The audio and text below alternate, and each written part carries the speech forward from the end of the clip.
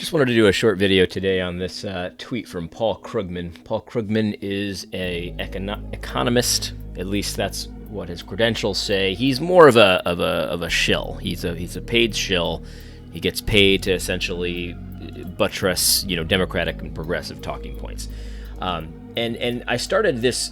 I retweeted this, and I said that he doesn't understand why people get paid what they do. He doesn't understand the economics of salary, but that's actually not true. Paul Krugman understands full well the economics of salaries and things like that, but he's a shill, so he doesn't present the actual facts of the situation. Here's how it started. He says, "My colleague David Brooks asserts that rising inequality is about productivity and not power. People used to say that a lot, but the preponderance of economic analysis has moved the other way for good reason." And here is what his primary piece of evidence that he puts forward in this tweet is. He says, "Consider just one piece of data, CEO pay. Do we really think that CEOs have gotten hugely better since the 1960s while workers haven't?" So the idea is that the disparity between what a CEO makes and what a worker makes is larger, and therefore what that says is that we're saying that the CEOs have gotten better, but the workers have not gotten better. And this is just not how it works at all. You don't get paid based on how hard you work. You don't get paid based on how much better you are at your job than you used to be necessarily. Sometimes you do, especially if you have like a sales job or something like that. If you have a sales job, then obviously if you get better at that sales job, you're going to make more sales and you're going to get paid more. But that's not really what it's about. They're not compensating you for getting better. They're compensating you for your production. So if you produce more as a salesman, you will get paid more. That's how it works. Now, but the thing is, we don't. Nobody in this argument should be saying that CEOs work harder than lower skilled workers, and so therefore that's why they get paid more. Oftentimes they do, by the way. So this is also an interesting part of this fallacy. Like, CEOs work extremely hard. They may not work physically hard. They may not be the actual laborer from a physical sense. But if you had a chance to take a look at a CEO's schedule and how that works, they actually work extremely hard. And so somebody said to me on Twitter, this person calls himself Cat Duck or herself, and she says, "Right, it's not that people who clean toilets don't work hard. Of course they do.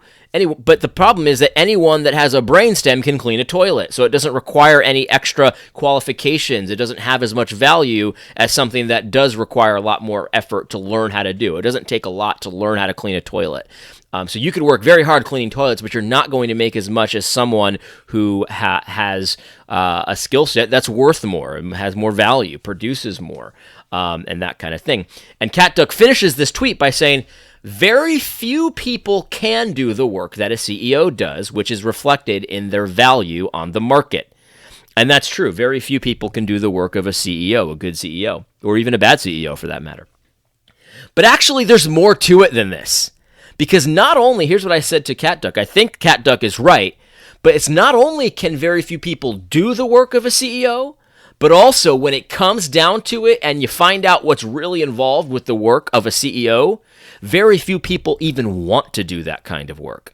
And I'll just give you an anecdotal example. One of my customers is a CEO of like a $10 million company. So we're not talking like major enterprise here. $10 million company. I know, depending on your context, that might sound like a lot. It's a small company.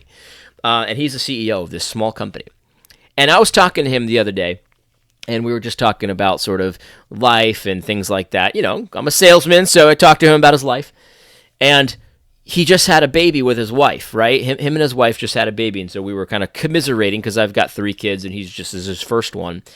And he was telling me about the difficulty of raising a child when he's got this schedule that he's all around the world trying to glad hand people, trying to win business, trying to get some financing for his company and things like that, because it's a startup, that kind of thing. And this guy's on the road all the time, all day. He said, "I'm not going to be home for like a month." And it's like, I'm not saying that's wrong. I wouldn't do that. You know what I mean? Like, I don't want to do that. And this guy makes more money than I do. He's got more income than I do. You know what I mean? He's got a more lavish lifestyle than I do. But I wouldn't be willing to do that. It's just something I am not willing to do. So when it comes down to it, many people they glamorize this life of a CEO while they're just raking in the dough and they ain't doing anything because they're not working with their hands, they're not cleaning the toilets. I'm the one who's doing all the work, and it's like, no, you're not. You probably don't want that life.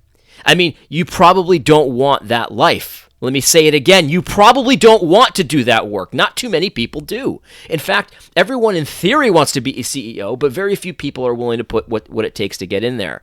And not to mention the fact that your life is filled with anxiety often, and you get stressed out, and your marriage suffers, and your relationship with your kids suffers, and all that kind of stuff when you're the CEO of one of these major companies. It's difficult. It's not easy. And so this whole idea is just all about envy. You see what the CEO makes and you're envious of that, and you think you deserve that, he doesn't deserve that. What business of it is yours what the CEO is making? Stop being envious. That used to be one of the 7 deadly sins. It's one of the 10 commandments. Don't covet things. Don't covet things.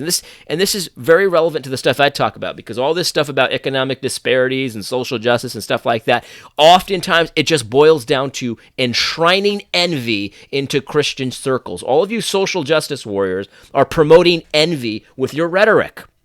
It's just that simple. It's just that simple.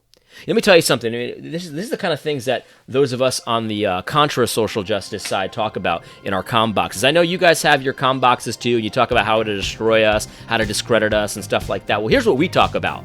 We know that's what you talk about, and so we say, yeah, I wonder what I'm going to do if I get canceled today. Every single day of our lives, we worry. We don't worry, but we talk. We think about getting canceled. I remember one time I talked to my wife. What happens if I get canceled? How are we going to provide for my family? And I told my wife, and I hope this is true, if I ever got canceled, hopefully I have enough notoriety at that point to spin that into an income, right? That's the thing. So, I know that I could get, they can plaster my name on CNN or something like that, and I'll get canceled one day. That could happen. But hopefully if that does happen, that I can spin that into something. I talked to a brother. He said, you know what? I'm going to put out a video tomorrow, and I might get canceled. And you know what? I don't care. If I have to clean toilets, I'll clean toilets. And see, this brother gets it, man. He gets it. He's like, look, anything that you do for an income, as long as it's, not sinful, is valid for income, right? He doesn't want to clean toilets. He wants to do something more productive with his time. But there's nothing wrong with cleaning toilets. Cleaning toilets is productive. We need people to clean toilets. But this brother is knowing that he doesn't deserve anything extra if he's cleaning toilets. He doesn't deserve a CEO or a manager's salary for cleaning toilets. He's just happy to have a way to provide for his family. That's it. See, that's not envy. That's the opposite of envy. That's being content with your position. Now, if I had to clean toilets, I would. These are the things we talk about. But I would also seek to figure out how can I clean toilets in a way that is as productive as possible, that puts me in a position to actually provide a living for my family. And if I can't figure out a way to do that with cleaning toilets, how are we gonna translate what we do now into income in the future? That's something that we talk about all the time, because we know that social justice advocates are trying to cancel us. We get it. And we're planning for the future.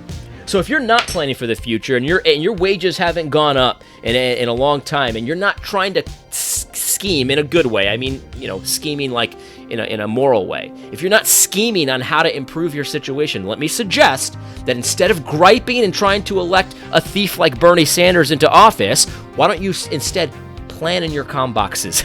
Try to get some help and figure this out, because this is what we talk about. We talk about this all the time. How can we help each other out here?